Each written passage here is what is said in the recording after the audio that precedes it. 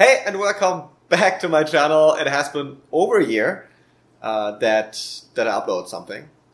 Yeah, I think over a year, and it's also a bit awkward to do intros again. I'm getting more self-conscious. Anyways, welcome back. For those that are new to my channel, hey, it's Leon. This channel is mostly covering topics on millennials and Gen Z. So whether it's mental health, spirituality, kind of the meaning of life, and questions that are important for all of us, obviously. Community or the lack of, and society in general. So it's a pretty wide range of topics. And today I will just quickly introduce here today a new podcast episode that I've been recording with Davide Ferri, or River Fideda. You'll know more about his name and the difference there in a second when we talk in person.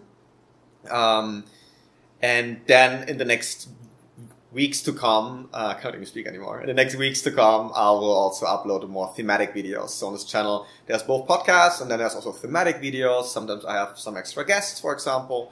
You can see that obviously all on my channel page. And today I will introduce to you Davide, or River Fideda. He is an amazing person. I met him at my ex-job. He was a co-employer. And I don't even know how to introduce him, honestly, because he is a brilliant musician. He knows a lot about Buddhism and meditation and the surrounding topics. He has lived in India as well. He's from Italy originally. Now he lives in Canada, where I'm also in Toronto. He is an economic theoretician. He wrote books on that, on new voting systems, on the economy in general. He now just recently, should have prepared that, he published a book called And the Fellow Was Instantly Enlightened, or if you want, Bodhidharma's Journey. And I'm also in the forward and all of that, so I'm pretty proud of that. He's an amazing guy. And this is all about Buddhism and a lot of things that are surrounding the topic of enlightenment, of being more resilient, I'd say, also with difficult thoughts to have, and how to conceptualize thoughts in and of themselves as well. He will talk more about that in the interview. He's also not a Buddhist in its core, but knows a lot about the topics. And the conversation started from the fact that he lives in a farm right now in Toronto, but outside, that is basically self-sufficient. So it's a commune, and they are nearly self-sufficient and living together in a very different concept within the Western world. They're pretty unique there, actually. Which is hard to grasp and conceptualize for someone like us I personally live in a condo in downtown Toronto, and always grew up in this kind of way. So he will talk about the benefits of living in a community, the idea of a shared economy as well. And then we moved on to Buddhism, his background, what he did in India, which is a very interesting story. And yeah, just kind of share the personality with him. And I think that's all to say. I probably took way too long for this intro. And then I see you in a couple of weeks with a new video of a conceptual video. I will also do a couple of cutouts, so shorter clips on this podcast episode. You can also access the podcast on Spotify, and if I'm not wrong, Buzzsprout or Anchor. I think it's on Anchor. I'll put the links in the description. And yeah, thanks a lot for tuning in. Please leave a like and a subscription if you like this kind of content and you want to see more. And I'm excited. Things will come up again. I promise this time. All right. See you next time.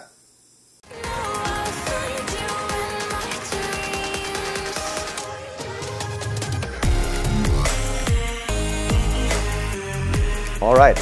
Now we start. Davide, thanks a lot for joining me today. And welcome back to the podcast. I'm speaking today to Davide Ferri. You also have an alternative name I will mention in a second. Yeah, try to make an introduction about you, but I don't really know where to start because you do so many things and we're also personally in touch. So there's a lot of connection we have. On the one hand, you're a musician, a very talented one. You play the guitar and several different instruments as well. You are an economical theoretician, I would say. There's a new tattoo you have, and maybe we can put it into the frame and you can guess who this is related to economics. Yeah, he loves to show it there. You're also a meditation instructor. You know a lot about Buddhism. You speak 6 different languages? 6 languages. 6 languages, which is insane. You lived in India, in Italy, where you're from originally, and now in Toronto, where I'm also from. Oh, I'm living now. And yeah, one of the reasons we also connect today is that I'm revisiting you at the whole village where you're living, which is a very alternative way of living, very different, and it's still in the Western world. You might not think that people live that way, but they do, and he will share the stories why he came here and how the whole village is constituted with us today. You're also an author, one of the new books you have under the, how would you call it, like a different name, a different... my pen name is... Your pen name. It's the anagram. The anagram, yeah. It's River Fideda, and the book is called And the Fellow Was Instantly Enlightened. Or if you want, Bodhidharma's journey. So you can see he has some insight on Buddhism as well. If we talk about all of these topics, we will probably sit here for 10 hours, as we have done personally before. We are good friends, we met at work. But I think, why don't we just start with the whole village? So from my perspective, I was here weekend before, and I think in April, May. And it's a community. You have shared resources here. You live in a different economical approach, and you really value collectivism instead of the usual individualism you would have in Toronto downtown, for example. Yeah, maybe give us a bit more insights about the whole village and also why you moved here. First of all, thank you for having me here. Very interesting question. Whole village is a regenerative agriculture cooperative farm. A very interesting concept. I would say a very healthy way of living is embodied in this place. It's a more collectivistic way of living, and the decision making here is based on consensus democracy. That is to say, for dispositions to be passed, 100% consensus is required. For all sorts of decisions? For like the new investments you do, like of course not every little decision, but like new investments on the farm, who's taking the roles, like what kind of roles do people have within, how many people first of all live here? So like over 20 people live here 20. At the moment. And then everyone, maybe apart from the kids, everyone has a specific role they have to fulfill? There are lots of organizational meetings that define how tasks are assigned, responsibilities and so on and so forth. And we all play our, our roles, and I take care of the potato field at the moment. Yeah. And before you did the eggs in the morning, last time I was here, we woke up at 5 or 6, I think, to get the eggs. Yes. I used to take care of the chickens. Chickens, yeah. Did it for quite a while, and and I'm mostly in charge of the potatoes, and we had a good harvest. Right. And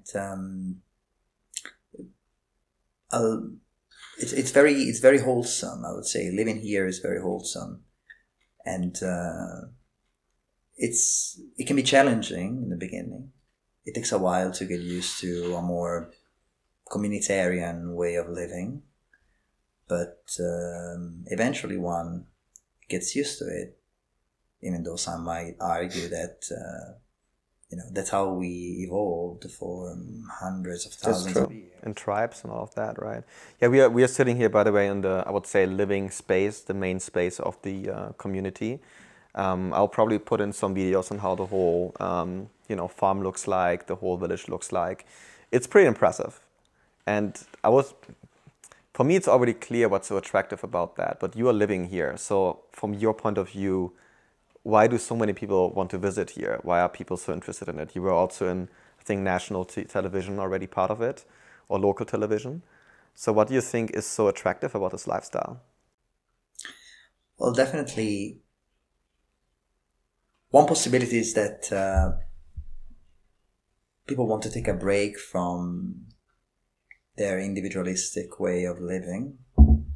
People want to explore a more wholesome way of conducting their own lives. And this place offers a lot of interesting opportunities, you know, for exploring this. One interesting transition that this place offers is being able to be part of, you know, this collective decision-making process, something which is very uncommon in the city. I would say nobody has. I live in a condo, and I have a flatmate. we can split decisions in the household, but in terms of like, what about the collective effort there? I mean, first of all, there's very little collectivity. Even though we have common areas, we would have a barbecue or a terrace, a patio where we could hang out together. Yeah. It's mostly just the people with friends from the outside, but not together as a community. And there's no one really in charge that cares about that.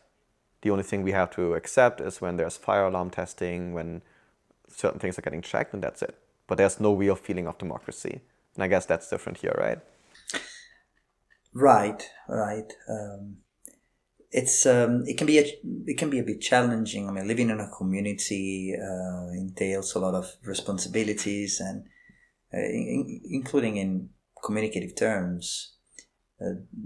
Definitely, non-violent communication is required while discussing very sensitive topics. Mm-hmm.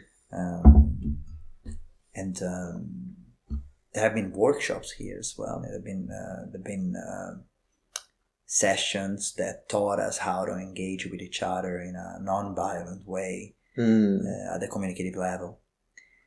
And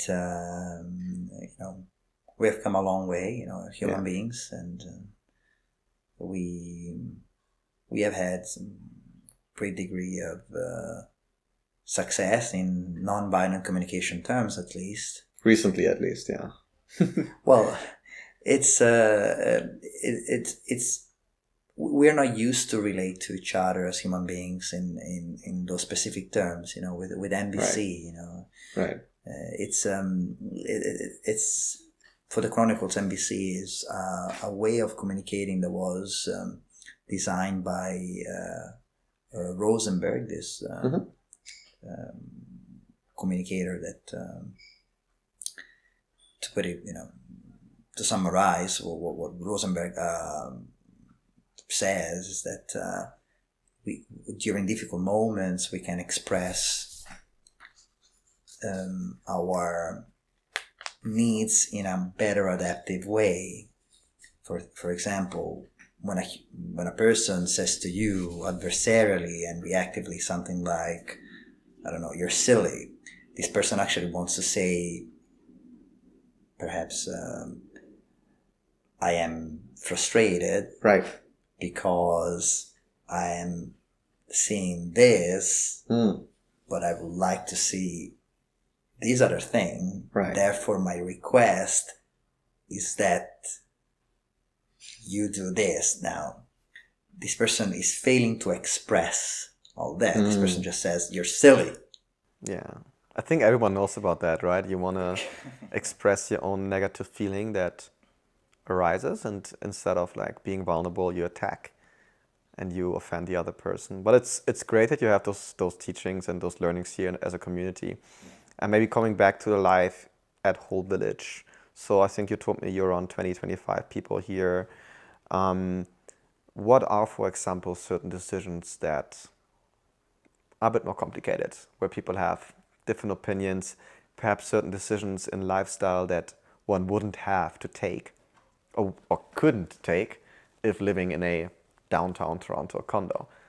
What's happening? What's the tension sometimes? What's difficulties about those communities as well? I'd say that the biggest difficulty pertains to, defining what we're trying to model here, right? We have here this I'm not sure if it's feasible. Yeah, we can read it. We envision a transformed world in which humanity lives in right relationship within the web of life. And then Whole Village is a cooperative farming ecovillage that aspires to model and support resilient, just, and regenerative systems. Now, when we have conversations about this, it can get, we can go down a rabbit hole at times, because how do we define regenerative? Or, how do we define the web of life? We all agreed, I mean, not all, not the current community, but back then, the founding members agreed to this vision. But at the same time, when we discuss with the current members what we see in these words, it can get a bit tricky. For example, just, how do we define just? How do we define regenerative? How do we define resilient? Or a transformed world? What are we seeing in a transformed world? Are we envisioning our, some sort of capitalism with a human face, for example, or perhaps trying to envision a post-capitalist world, right? In which we're trying to abolish the contradictions of offered by capitalism. So it can get. Your chest is speaking right now. Just speaking. No, that's interesting. So maybe just to also give more knowledge to the listeners that don't know much about this village yet. How does it work economically right now? Obviously, you live in Canada. It's a capitalist country. Right. You have certain frameworks of capitalism that you sort of have to adhere to. But within the village, how do you distribute resources? How do people contribute? How's that maybe on a broad scale defined right now? It's a very complicated question. Now, this village, I would say, that does not offer at the moment systemically, economic opportunities to its own residents. Mm-hmm. Perhaps that would be something to aspire to. Right. At the same time, it could do that as part of a certain vision. Obviously, that would require a lot of foreplanning and so on and so forth. But the idea is, if we are trying to create a resilient, just, and we're trying to support a resilient, just, and regenerative system, perhaps that system or those systems, could explore, employment opportunities for residents. That's just one thing, right? Or perhaps this could be a center that tries to educate other people on how to transition to a more sustainable system. There are lots of ideas that can be drawn based on how we interpret this. And currently, is there certain things in place? I think I remember, for example, for food, there's obviously people bringing in their own food, but then there's also certain shared things that you can use. Then there's it's pretty cute. They have a list where you write down kind of if you taken some part of the food. It's manual. Not everything has to be digital these days. And you still have this old book, which is pretty cute and wholesome. Are those things that already differ from life in a big city? Well, that's part of cooperative living. Right. That's a great I'm just saying because most people won't know it, right? Right. No, absolutely. 99.9% from those listeners most likely have never lived in a cooperative living situation. We have a food plan. Right. And residents pay a certain amount to be part of the food plan and get as much as they like in terms of certain types of foods. For other types of foods, they have to pay. But once you're part of the food plan, for example, you can, it's based on the honor system first, and second, for example, for certain items you can get as much as you like as much flour. It's kind of convenient because we buy in bulk, and then we distribute through a food plan system resources to everybody. So it's a very efficient way of allocating resources. Right. Something that can only be done in a cooperative scenario. That's true. It's obviously more cost effective to buy in bulk and distribute resources than people individually. Right. And then you waste a lot of stuff. Right. I mean, you buy things, you forget you already have it. You have yeah, it's true. And I was talking, because my friend is also visiting here, and we talked about kids and all of this kind of stuff. And from a social perspective, from a connectivity perspective, what's the positive impact you feel here? You have kids yourself. How do you feel in that regard? One is never alone. Never. Here is one always finds somebody to talk to and to connect with. And I would say this is an environment that encourages people to connect with nature, with labor, more meditatively at least. And we have community dinners together. We organize events together. It's fun. Yeah. Tonight we had, I will put it on here, a concert as well. So that's pretty cool.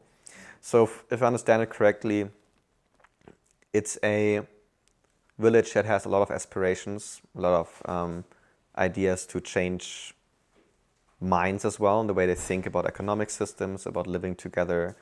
It exists for around 20 years now, I think. Something like that? Yes, more or less, almost, yeah. 20 years around that. You have obviously challenges because all of a sudden, coming from the Western world especially, and never have lived in how did you say it so well, like a cooperative living scenario, that you have to include many opinions and many decisions in the way you want to live and the philosophy of the place you want to create. But at the same time, you learn a lot. You're never alone. It's great for kids. Yeah. You feel like you're part of a movement. I think that's what I get from you as well, right? You feel like you're part of something. And yeah, being here, I can just recommend anyone that is around to have a visit. They have Airbnbs. Do I have to put advertisement now? Or no, but I love it. And people are very wholesome here.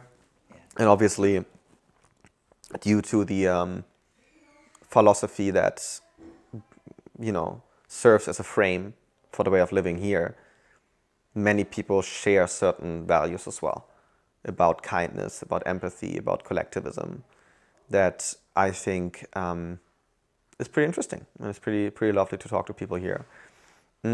Maybe coming back to you as a person, as we mentioned in the beginning, you also lived in India before, in Italy.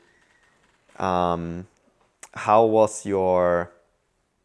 How would I say that? How would you connect your history, your life experience with now living here? Was that always a plan for you? Did you always feel like, okay, Western world is a bit too individualistic, it's a bit too capitalistic, I want to break out of that, I want to live a different way? And maybe tell us just openly about your past and kind of connect the dots to how you now arrived here in 2023 talking with me on a podcast. Start from my date of birth, if that's... Of course. I mean, whatever. Yeah, we'll be happy to hear. I was born in Italy. I was born in Livorno, a town close to Pisa and Florence. But I spent most of my childhood and teenhood in a village near Livorno, a 3,000 people village in which the biggest highlight, so to speak, was the soccer match at the cafe. And I didn't quite fit into the social fabric of my hometown. And during my teenhood years, I developed a passion for history and philosophy, later economics. I realized that material conditions dictate how people expand their opportunities, how they grow, how they build their aspirations, and how they evolve in many terms. And I soon became disillusioned with a lot of promises made by society. Was that a specific happening back then? Like a person, a mentor that brought you to new ideas? Was it a book you read? Was that your own reflection? What was it? Probably a combination of all, but... I mean, it's tempting to say that I reached Capital's chapter 33, like volume 2, and at one point Marx got you. It was more complicated than that. Of course, yeah. I used to share my thoughts and views about the world, about philosophy and history and economics with a dear friend, a person I'm still in touch with, a person who's very close to me, and over time I developed an interest in a theory that could reform our capitalistic system.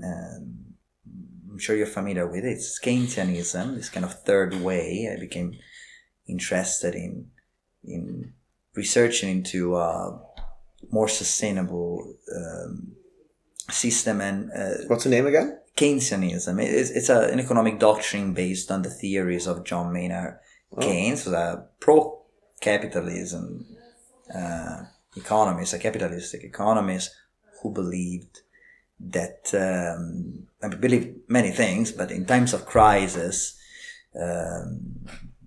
the private market doesn't manage to recover itself because, investors have animal spirits. They're afraid of investing. And therefore the government has to inject money, has to spend to revive the economy. And I would say the vast majority of capitalistic countries in the world today are Keynesian. Right. No matter what they say, even though in words they may have a libertarian approach or whatever, but in practice, to my knowledge, there is no capitalistic country that has abandoned government spending, especially in times of crisis. Yeah. And so I became interested in Keynesianism, and at the age of 19, I started making, preparations to migrate to India, because I was aware that Indian universities had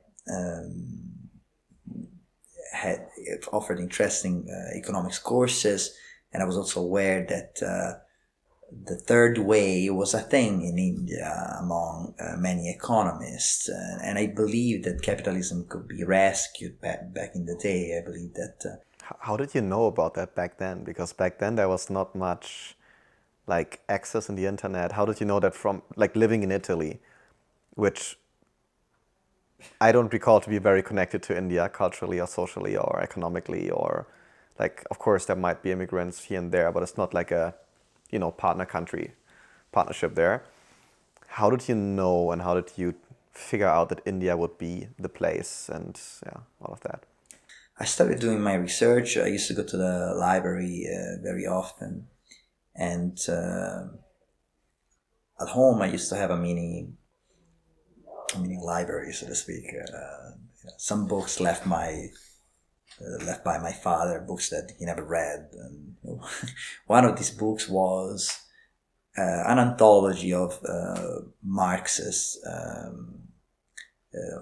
essays. And I didn't really understood Marxism much back then, but... Right. I can imagine that. I mean, I'm German, and I understand his text, but I heard from many people, especially if you don't read it in the original language, it can be harder. Yeah. Sorry. But it kind of gave me a materialistic way of looking at the world. Materialistic as in, I'm not talking about materialistic in the common way we see the term. Materialistic as in the material conditions dictate the way we think, and I started developing, I would say, a lot of empathy towards certain countries that suffered a lot of historical abominations, for the lack of a better term, and I started, I would say, obsessing back in the day about the question: if I'm the leader of a country and there's not a lot of infrastructure and so on and so forth, how do we build an economy from scratch? And so I started researching into that. I started researching into the concept of planned economy, which was, of course, pioneered by the socialists, the communists in the 20th century. I mean, with some unfortunate consequences too. But, and in the beginning, I became also disillusioned with socialist promises, so I started getting more interested in Keynesianism, which is this kind of capitalistic version of a planned economy. Eventually, after I migrated to India, I also became disillusioned with Keynesianism, and I started building my own theories, especially after consulting Soviet books I had access to. Right. So how old were you when you moved to India? I started making preparations when I was 19, and I arrived, it was 2009, I was 20. Wow, amazing. I was 20. And I also saw a lot of limitations, market limitations in India, and all the promises, so to speak, that I had heard in my native countries related to capitalism and just fell apart in my mind. I became very disenchanted with a lot of that, but at the same time, while exploring Marxism, studying the theory and also connecting with a lot of socialists in India, I became very concerned about the dangers of political systems typically associated with Marxism. At least I would say Marxism-Leninism. Because of the, at least in history, quite authoritative nature of those political systems, maybe, or in the way, in that sense, those socialist and communist policies got successful or got implemented through sometimes violent revolution, sometimes dictatorships. Is that kind of your reference, or? Exactly. I got convinced that it's not really about communism or capitalism. I started getting convinced that representative democracy is fundamentally flawed. And especially representative democracy is very dangerous. It can lead to a lot of degenerations, and I would say especially in a communist scenario. Because so can you explain to us why, like especially representative democracy, why it's in and of itself a dangerous concept? I also asked you this question because I know you have your own idea of how to make a better democracy, a more just, a more equal democracy, where I would say there's more power in the people in a sense, and there's less likelihood for corruption and for corrupted thoughts as well. So maybe like guide us through that before you go detailed into the communist aspect of it. First of all, in relation to the dangers of representative democracy, the main danger is that of elitism. And I think this word has become by now familiar to a lot of people these days. Obviously, in capitalism, the tendency is for, the person with the best communicative means, the financial means to, a person with all these means has a higher chance of getting elected. Yeah, we saw it especially in the US, right, with the campaigns on Facebook. And, also, I think this also unfortunately leads to, on the one hand, elitism. Of course, people with more money, financial means get more traction, but also the way we educate and attract voters to politics is getting more and more toxic. Because, of course, what makes the most views is something crazy, you say, something provocative, something aggressive, something in a 10-second video and not in a proper conversation. So I think to win in 2023 in a representative democracy, you have to be somehow aggressive, somehow scandalous nearly, and really focus on quick wins, easy sentences, easy promises to win attraction and in the end voting and voters. I think you see it a lot, right? So it's both the unfairness, the unjustness of people with more money, financial means to gain more people, but also the system itself. Even if you are like a well-intentioned politician that wants to be genuine, the content you will push out there will probably still be, so to say, trash. So we were just talking about pluralism and how it's different about than representative democracy. And yeah, what are the steps? What's the first step? How do you start this kind of new approach that also includes lotocracy? It's like a lottery, but also meritocracy. So kind of still giving power to the people that deserve it most, that are the most able and capable. What are the steps that you would select to do that for? Pluralism is a system that envisions mixing lotocracy and ratings, which entail representative democracy. What does this mean? It means that there will be a pool of citizens, common citizens, candidating themselves to local offices, local administrative, political offices. And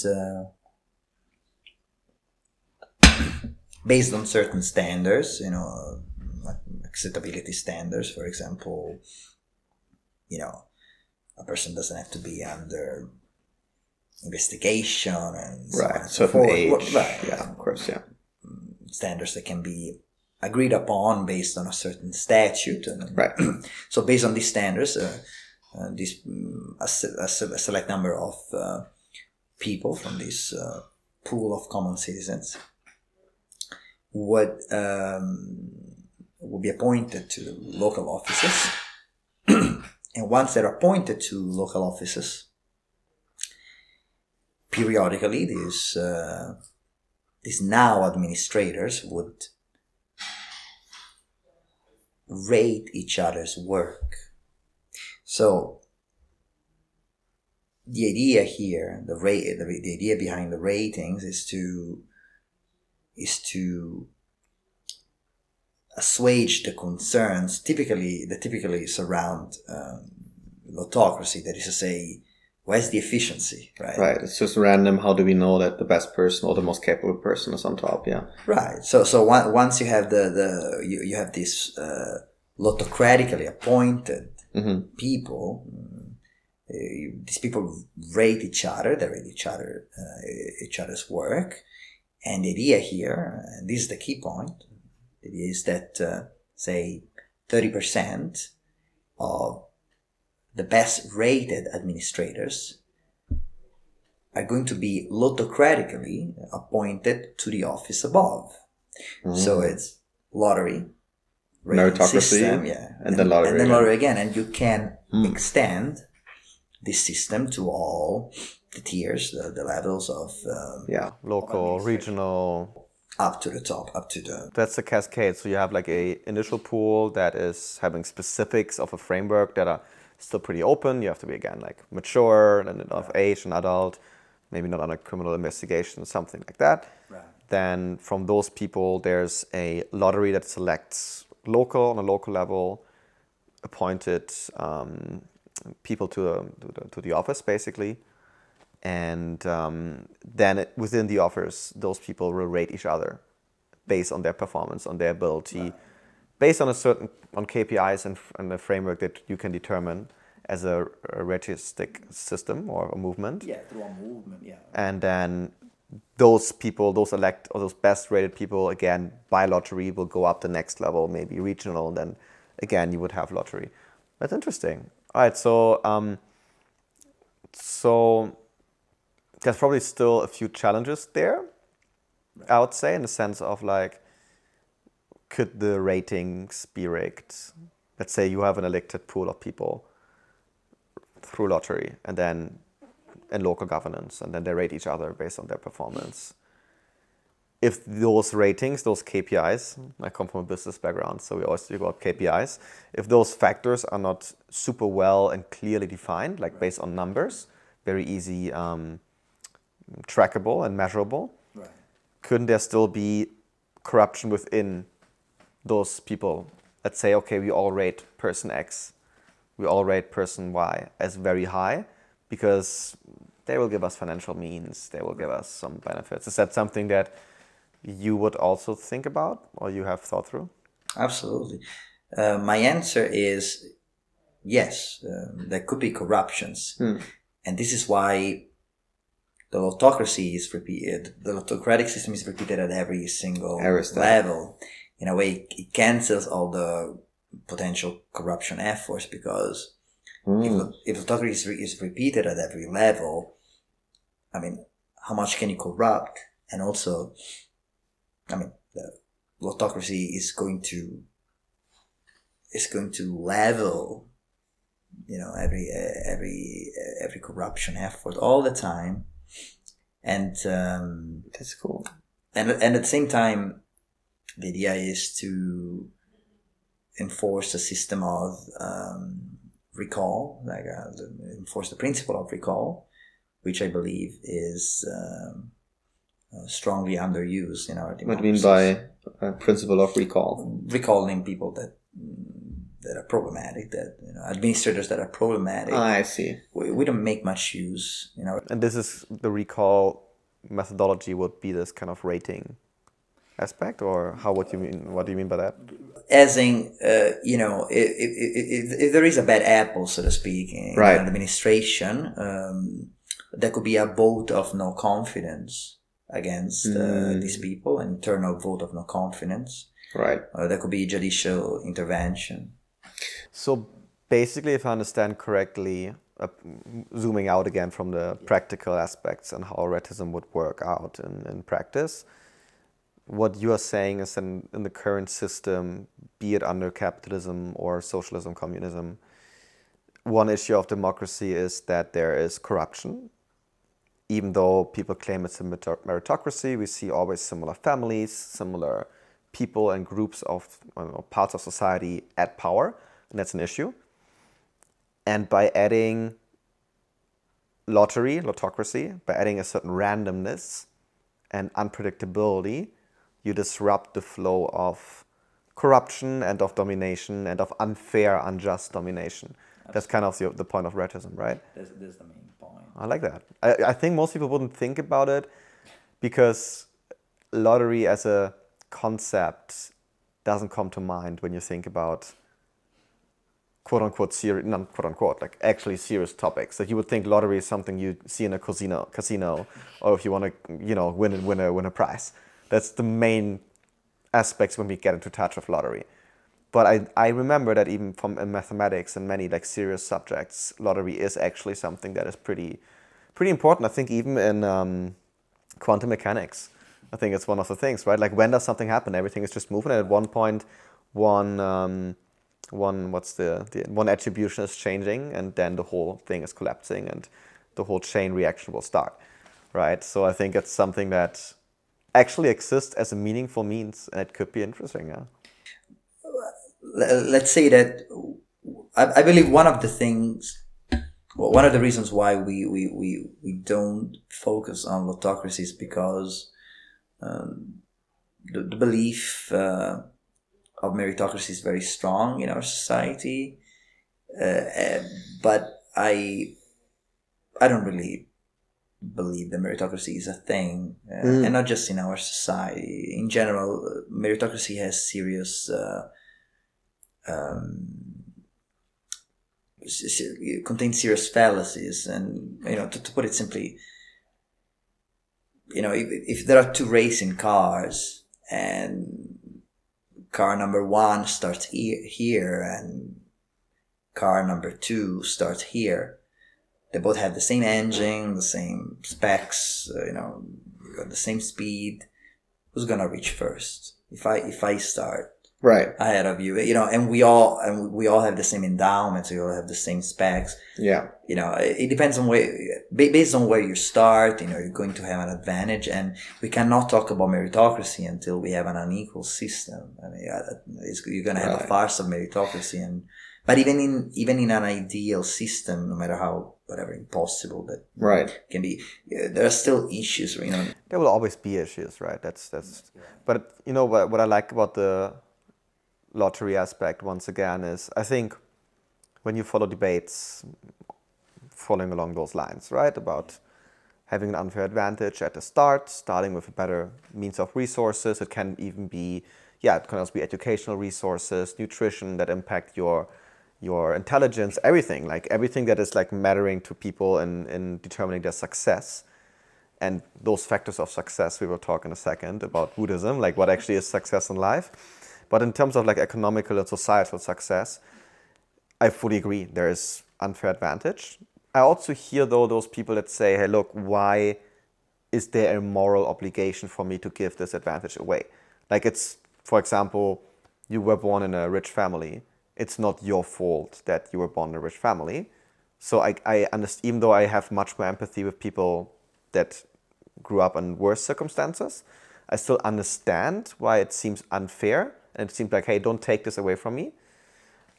Especially because there's very little trust in, when you take this away from me, where will you invest that, right? I think that's kind of another thing.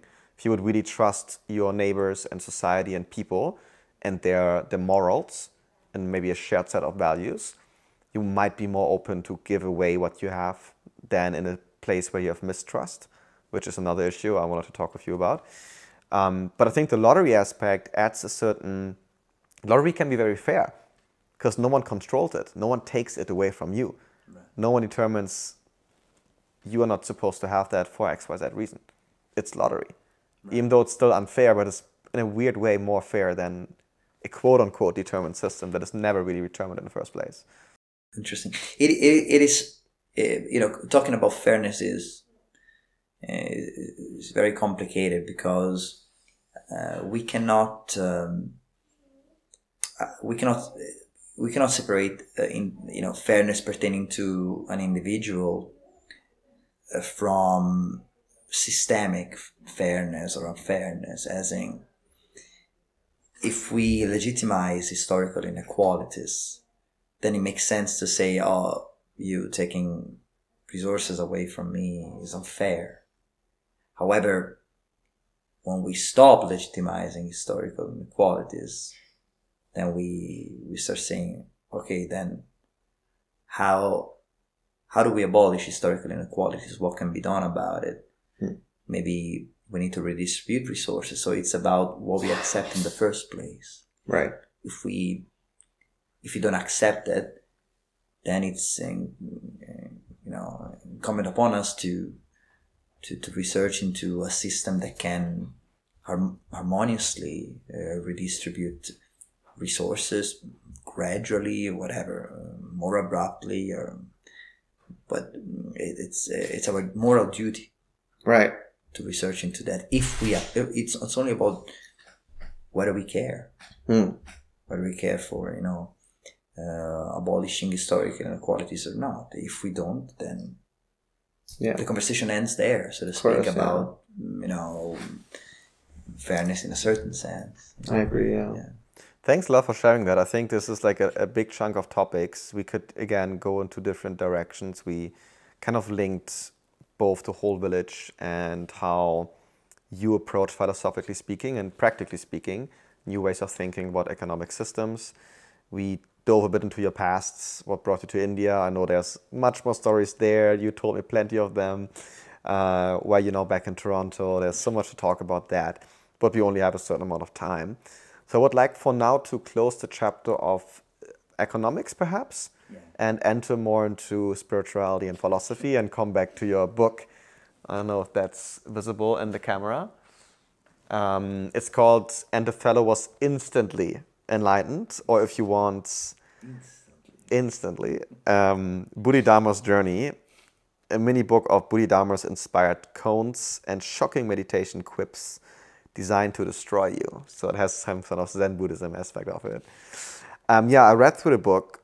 It's super interesting. I will probably also, I will cut this in here, read you one or two excerpts from it.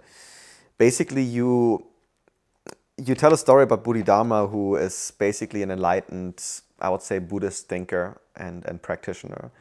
And he travels through India and meets several different people. Sometimes it's individuals, sometimes it's a group, sometimes it's business people, sometimes it's people that just want to learn new spirituality and have difficult life questions. And through a very unconventional way, he teaches them to find the answers from within, or not, perhaps not even to look for an answer, which I think is a very important aspect of this branch of Buddhism. It's very good to read. Again, I don't want to put an advertisement here. You didn't pay me for it. You should. No, I'm kidding. It's interesting to read because it's short stories.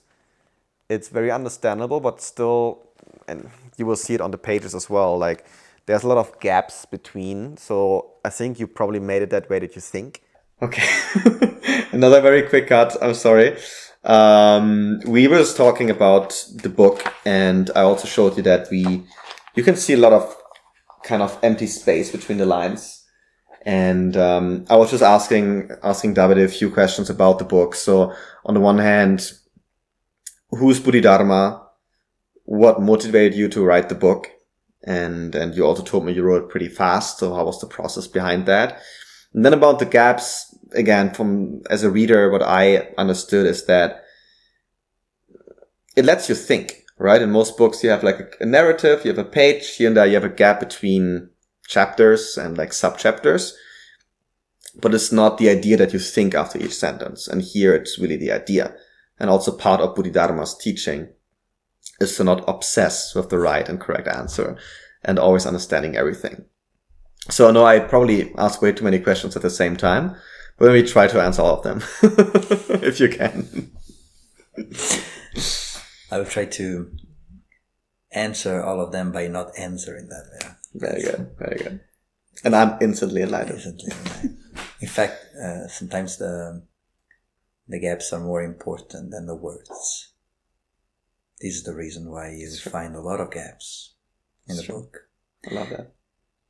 who's Bodhidharma? Bodhidharma is a semi-legendary figure that reportedly spread Buddhism in China. He's a figure that is a person that emphasized instant enlightenment, according to some reports,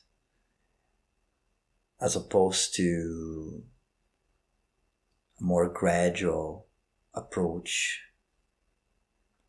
He's a person that opposed intellectualizations, which were predominant back then. Of Buddhism, right? Intellectual. Right, in the realm of Buddhism. In the realm of Buddhism, yeah. And there are lots of interesting stories about Bodhidharma, including the story about Bodhidharma paying a visit to the Shaolin Temple, and every one of the monks were waiting for his sermon. He got onto the stage, and Bodhidharma just remained silent, meditative, and everybody, of course, was outraged by his display. They would expect a speech, like some enlightenment, like narrative to hear. Yeah, this perceived display of disrespect, right. However, some reportedly understood that it was exactly the whole point of Buddhism, to go beyond intellectualizations and words, and connecting with the deepest Buddha nature without so many concepts, in a more instantaneous way. At least this is one of the many interpretations, and there are lots of theories about Bodhidharma, and we don't really know much, historically speaking. And more importantly, the Bodhidharma I talk about in the book is not really the historical Bodhidharma. It's more like this fictionalized modern day Bodhidharma. Right, and he also travels through India mostly. Right. Most of the time, mostly through India, yes. Yeah. And the book tries to give, to indirectly give answers to a lot of political, philosophical, and moral conundrums that we encounter today, in a very, I would say, in a very sensationalistic way. And the book tries to portray itself as enigmatic as possible to captivate the attention of the reader, to redirect it into meditativeness. Awesome. And yeah. And what inspired you to write the story? I would say the disenchantment towards. What do you mean by that? Disenchantment? What's that? What's the meaning of that word? Well, disenchantment alone doesn't mean anything. Disenchantment towards certain things means a lot of things. Right. Disenchantment, for example, towards malconditions, maladaptive conditions, is very important.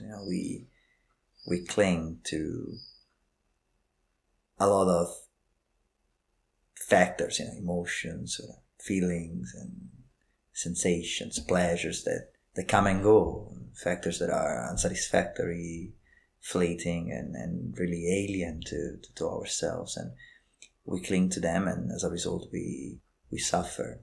There was one, sorry to interrupt you, there was one very cool quote in one of the early chapters that I also told my friend about today. I think they talked about feelings and emotions and clinging to them.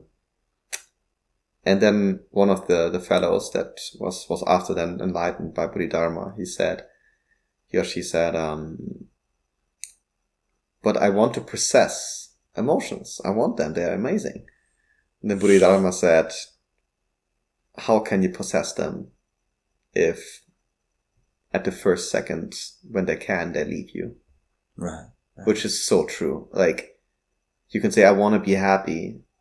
I want to be, I mean, fulfillment is a different topic, but I want to be happy. I want to be feeling strong and confident about whatever I'm doing.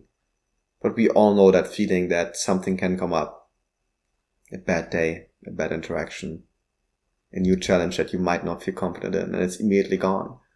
So like the expectation of the feeling and the illusion that you can own a feeling is, I think, one of the things that is rejected by Bodhidharma, right? I would say, yeah. Right. If feelings were the truth, so to speak, they wouldn't make you miserable. Right. That's interesting. So you would say that the truth doesn't make you miserable. The truth is just a concept, perhaps, even, or it's just, the truth itself is just I think from our conversations and even what I read here, is that there's a mechanical nature to the world. So things just happen how they happen. It's kind of a causal relationship from the Big Bang until now. Things happen from A to B to C to D. Of course, there's probably, like, as we talked about earlier, there's probably some quantum mechanics and things do put their play in certain chain of reactions. Chain of reactions? Chain of actions, you get my point. But in general, it's mechanical. So you kind of have to accept certain things, how they are and how they happen. And is that kind of the truth that you would see there? Definitely, the fictional Bodhidharma I talk about in the book has a mechanical understanding of the world. Right. When we see things more mechanically, something very special happens within us. Mm-hmm. We develop a sociological understanding of the world, a more equanimous understanding. We understand things that otherwise would make us very reactive. For example, when you take the case of a serial killer, is doing their best with the damaged brain that they have, no matter how problematic, obviously, this best is. Now, this doesn't mean that we shouldn't do anything to contain the actions of this person. Obviously, we should be proactive and make sure that, society is protected by these individuals. But at the same time, if we see the reason why this person became a serial killer, if we see the reasons mechanically, we do not develop the same anger and frustration and that we would otherwise develop with a more emotional understanding. I see that too. Like you can even without diving into more Buddhist and mechanical, I wouldn't even say they're necessarily related, but a mechanical worldview, you can already see that. I see it a lot in mental diagnoses. So let's say you don't have a mental diagnosis. You're not diagnosed by schizophrenia or depression or anxiety or anything else that is on the chapter, on the charter. Yeah. And you act badly. You maybe even hurt someone. You maybe even kill someone. You maybe even abuse someone. You are labeled as a bad person and as a bad being, as a bad existence.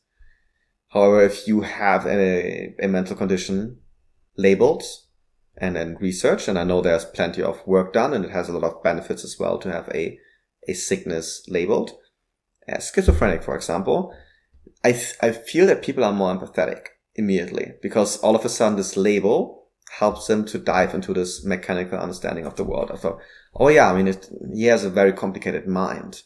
He has a mind that is sick, or that is maladaptive, that has problems that are scientifically proven.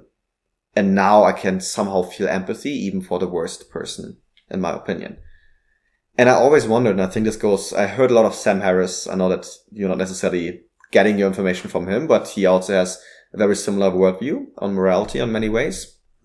That any action that is bad, any action that hurts someone, in the end is mechanically produced through a causal chain. External factors, internal factors, your mind, all of that. that in the end, no one really has control over. It's a mechanical reaction. So he goes in a similar direction to you, that there are certain, again, mechanical things that we have to do to punish bad actions. Maybe it's mechanically and logically good to confine people for a while, to let them go to prison, to rehabilitate, because science has proven that after that it's positive for their health, mental health, and to reintegrate to society. But maybe it's not. But I think his point, I think your point too, is the idea of hating those people and feeling bad yourself when thinking about bad behavior of other people. That's sort of unnecessary suffering, right? Because if you understand this person did that because of this mechanical process, and maybe because, again, have schizophrenia or something, you immediately stop having these intense hate feelings about the person. And I think, is that something you want to address as well? Right. Definitely, hatred often betrays a lack of understanding, right, of material and sociological conditions. It betrays, emotional maladaptation, and there is some research showing that hatred itself implies a lot of psychological issues too. The person displaying this hatred tendencies. So hatred constitutes a very complicated topic. I would say that when you adopt a more mechanical way of analyzing things, you are more capable of developing equanimity and of rationalizing things, coming to a solution that addresses those issues that usually people have hatred for. So if you want to solve issues, you better embrace a mechanical understanding of society, because it leads you to the resolution of those issues. Hatred doesn't. Hatred creates divisions and emotionality, unnecessary emotionality surrounding things that could be addressed in an equanimous, sociological, mechanical way. Right. And that's where the necessity of a more balanced, mechanical, meditative approach arises. Right. We had a lot of conversations about that, and as you know, I'm also into meditation. I can see a lot of value in Buddhist philosophy as well, and mindset. But there's always this kind of feeling, this ache that you feel like, do I really want to get rid of all of my emotions? Isn't emotions and feelings one of the things that makes life meaningful, that makes life livable, that motivates us in a certain way as well? And I think we discussed about that, and you kind of told me that you reject, in your lens of Buddhism, the idea that you shouldn't feel or think anything. You should only be quote unquote present.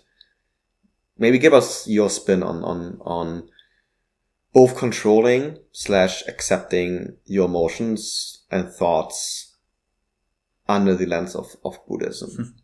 For the Chronicles, I'm not a Buddhist. Like Bodhidharma says that the greatest enemy of Buddhism is Buddhism.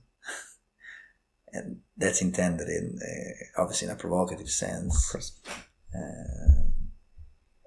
I don't really identify with Buddhism or anything else. I just take what is well adapted out of Buddhism and other ideologies. Could you explain briefly what well adaptive means? Because you mention that pretty often. I learned this term from you, but maybe the viewers and listeners would like to understand a bit about well adaptive, and then we come back to. Yeah. For a good definition, I would have to consult Merriam-Webster, but no, but for you in that context. Well adaptive points towards what makes a person adapt themselves well to the circumstances. And obviously, we know,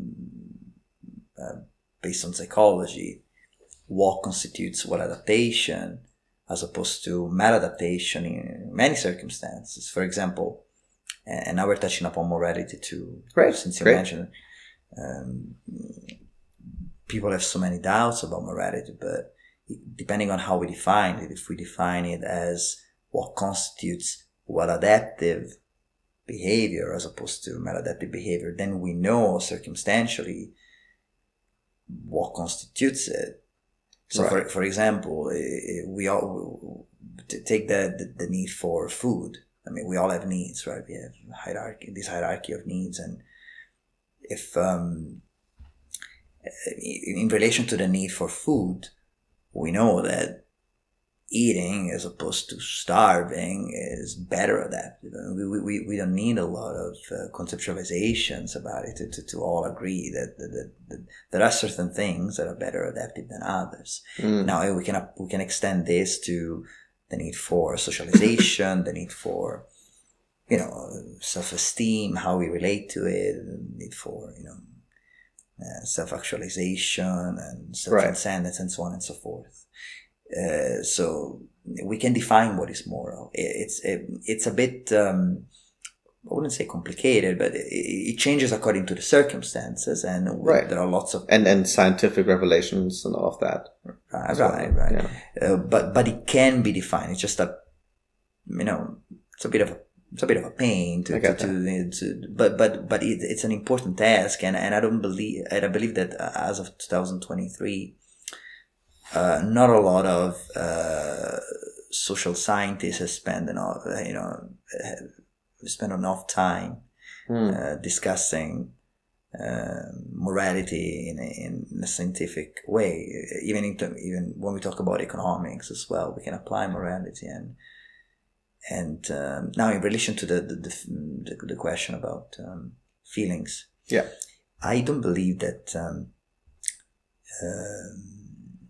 feelings are totally unworthy or anything similar, but I do believe that chasing feelings, obsessing about feelings, hoping that feelings are gonna liberate you, or fetishizing, feelings, I think that all this is highly problematic, because obsessing about something that comes and goes obviously makes you highly conditional, right? Because a condition, by definition, depends on other conditions, and if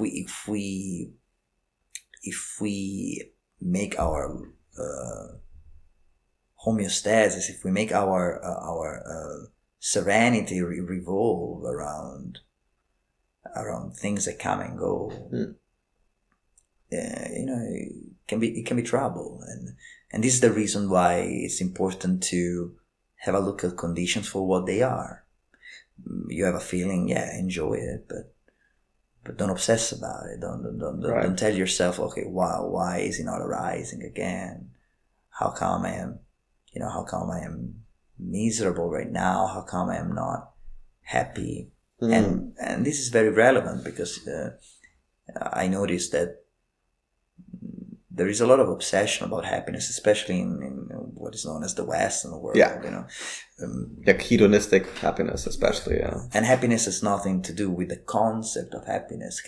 Happiness has nothing to do with seeking it. I would say, human beings are miserable often because they seek happiness, and I don't believe that, based on my readings of what I read in terms of psychological papers, I don't believe that seeking happiness is going to lead to serenity. At least seeking it in an obsessive manner. If you're a social scientist, we're talking about something different, but obsessing about happiness can be problematic. I get that. But would you, on that note, how would you describe the basic state of the human mind? Let's ignore, of course, mental conditions and certain illnesses that we can have, but the the basic state.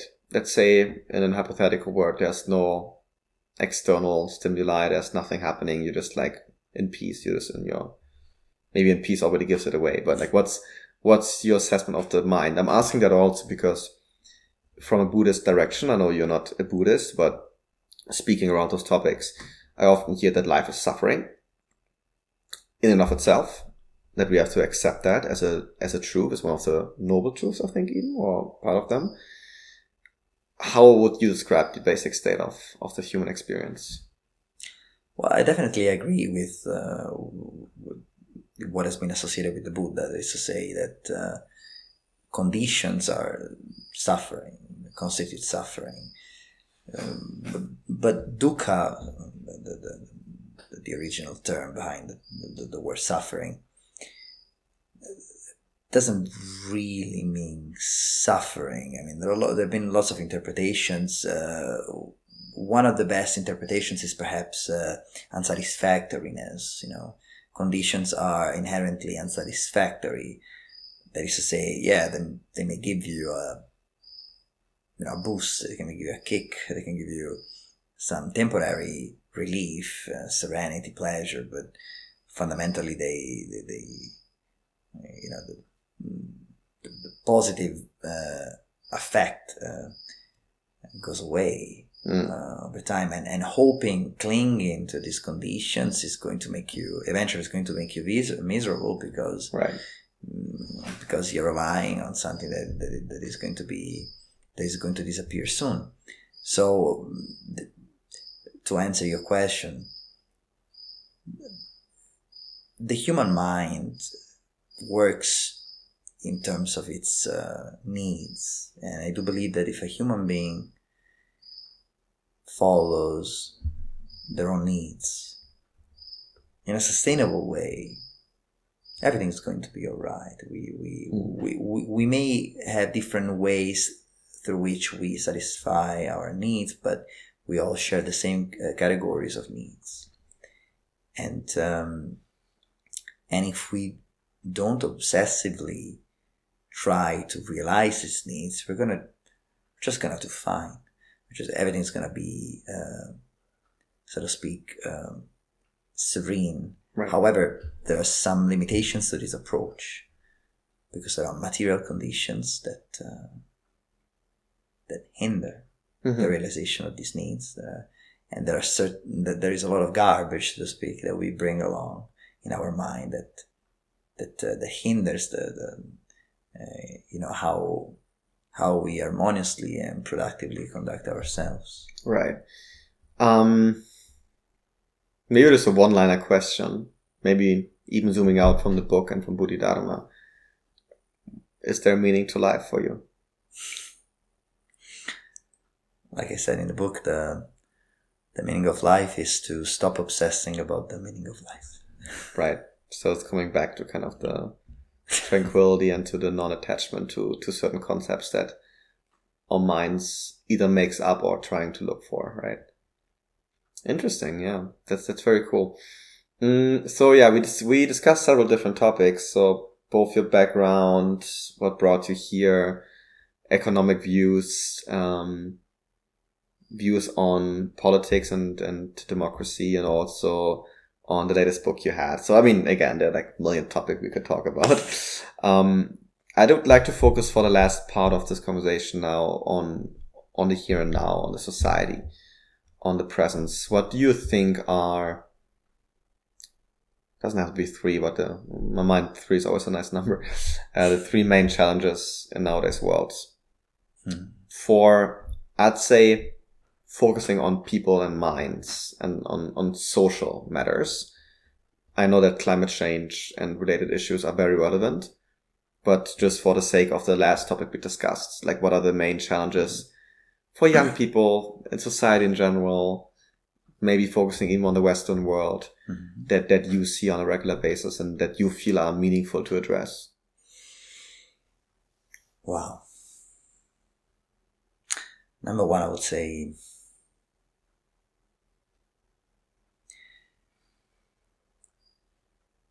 natural inequalities, my apologies, historical inequalities are not addressed enough or at all in many circumstances in many parts of what is known as the Western world. And I believe that this is a pressing issue because historical inequalities dictate socioeconomic relations, the same socioeconomic relations that oligopolize certain dynamics, that hinder social change, that we discussed about historical inequalities and that they have to be addressed more thoroughly, and otherwise there will be a kind of backfiring as well. Are you afraid that this will be in form of violence, in form of revolutions that will cost a lot of pain and suffering to humanity, set in a scenario you can imagine if they are not being addressed properly? My concern is that if we don't address historical inequalities, socialism will come back, but not in the form I hope for. It's going to come back in the 20th century form. What do you mean by that? In the non-democratic way. Yeah. Sooner or later. Imposed. So, paradoxically, not addressing historical inequalities is going to recreate communism. That's one of my concerns. And this is why I've been working hard in researching for a theory of change that can be non-violent, cooperative and participatory, away from the problematic forms of post-capitalism. And this connects to my second point. I don't believe that there is enough focus today on theories of change. We continue to hear court philosophers, so to speak, trying to defend the system, while the bomb of historical inequalities keeps ticking, not addressing this fundamental issue. If people, if certain intellectuals keep pulling the string, pretending that everything is all right, and they keep denouncing socialism and so on, they're going to promote communism. Sooner or later, there's going to be something interesting, very violent. At least that's one of my concerns. I mean, we saw historically that communism always materialized out of severe crisis, wars. Right. Wars also promoted by capitalistic dynamics. So, that in turn were fueled by, inequalities and conflicts and so on. So this is the reason why I've been working hard, is because I do believe that liberalism has greatly contributed to humanity's harmony with huge limitations. I do believe in law. I do believe that the law can evolve in such a way that we can transition to a non-violent, cooperative, and participatory system. Amid a million difficulties, of course, because there is there are certain elites, so to speak, that are going to oppose this with all their, powers, so to speak. But I do believe that I do believe that liberalism has helped a lot. So I don't outright reject, the benefits, that that they can be found in a liberal democratic society. I do believe that promoting this kind of vanguard socialism, in which, so to speak, a communist vanguard is going to lead the masses to the triumph. I see a lot of issues in this, and enormous dangers. I prefer to believe that little by little we can have a movement winning the elections, so to speak, and gradually converting, they can gradually convert society into a more participatory, cooperative, non-violent form through liberalism. I believe that liberalism can evolve into that, no matter how difficult this is going to be. And lastly, to my third. I just wanted to mention, because sorry if you hear is that hyenas or what is that outside there? Just a bird. Just birds, yeah. Now you just go a bit closer to your microphone so that otherwise we're just gonna hear the birds. Yeah, we hear that a lot. So no, I just want to conclude the second point you had, and we talked about ratism as well as an option already that could help leading to a more fair system of participatory dynamics in society. And sorry, I interrupted you. You want to mention your third point down? No worries. Your third point, yeah. Well, my third point. First of all, I said that historical inequalities are not addressed enough. Yeah, and they are the source of all sorts of problems, including climate change. I believe because until we have somebody that owns oil, there's going to be a certain pressure towards maintaining the status quo and so on and so forth. That's just one of the millions of examples. Second, not enough intellectuals researching into a theory of change. Yeah, what theories of change, A theory of change, we don't have enough intellectuals, I believe. And third, addressing the garbage in our mind. That's a great point, because I was asking if you have an example on an individual level as well. Yeah, I mean, we cannot go if we don't develop a non-reactive mentality. We cannot develop that sociological mindset that pushes us to care for the development of humanity. Beyond divisiveness and so on and so forth.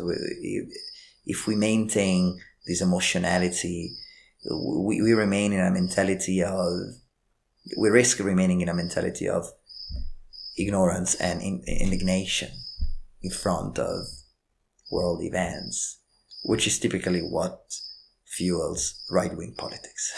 Interesting. Yeah, thanks a lot for sharing that. Wow, this was a lot. I would love to delve into more topics, and I think we will definitely have a second podcast, and maybe even on a regular basis. Let's see how this develops.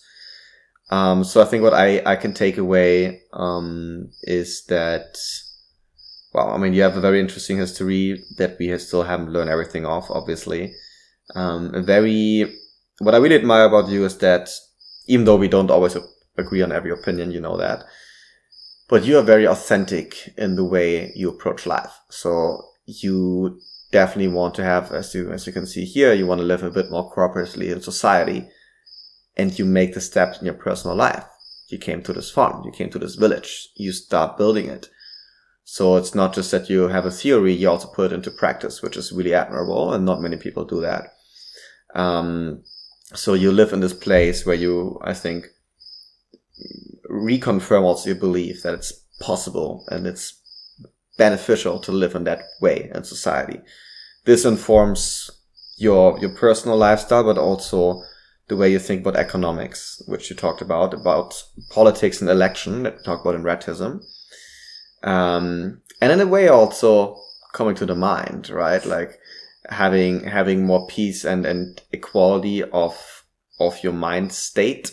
I think, of course, the mind goes beyond economics, and we discussed about that as well. Of course, there's this important frame that you adapt to try to calm malconditioning or maladaptive drives and urges and thoughts inside of you. And I think that's something that is super important. I agree with you. That's something that always leads me to Buddhism, obviously, because I think there are ideologically or spiritually close to that frame. But you have your own approach to it, and I think that's amazing. Yeah, no. First of all, thanks a lot for this conversation. This was amazing. It was really good. Yeah, we couldn't even David, apart from being a very smart and well spoken, you calmed me down. By the way, usually I speak very fast, but you spoke so slow. I loved it. It was perfect for me to also calm down. A really, really nice conversation, and yeah, he's an amazing friend as well. So his personal values, again, it's all coherent. It's not just someone that, without saying that those people are bad per se, but that just believes in things, writes books about things, but don't live them themselves. You're definitely not one of those, and I admire that a lot. Yeah, about the book, I will link you down in the description. You will have a picture here somewhere in the frame. Very interesting, very easy to read, very fast to read as well. I wouldn't necessarily say it's easy to read in the sense that you just read through the page and you don't think about it. I think you often stop. Yeah. But it's also great because if you are like me, also someone of short attention span, I'm blaming some technological advancements here as well on social media. It's really good to read because it's in chapters and short stories, so it's pretty good to read. River Fideda is the name. Yeah, I'll probably link some info about your podcast channel. You do it on, which app is it called again? I'm mostly active on Clubhouse. Clubhouse, there's some videos on YouTube. On YouTube, yeah. And yeah, there's so much more to explore about you. I think that's it for today. Davide, thanks so much. This was a weird handshake. Let's do it again. Let's do it again. Thanks a lot for having us. And yeah, if you want to give some last words to the viewers. But yeah. Thank you so much, people. And don't forget to dump the garbage. I think this will be the video description. Davide Ferry, don't forget to dump the garbage. I love it. Awesome. Thanks a lot. And I'll see you soon. Bye. Very good.